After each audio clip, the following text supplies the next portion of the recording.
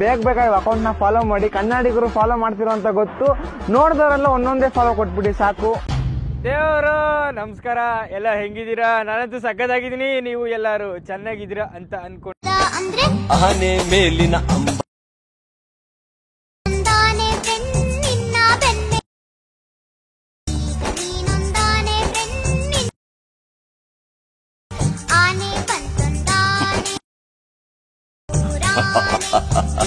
one more ಆನೆ ಮೇಲಿನ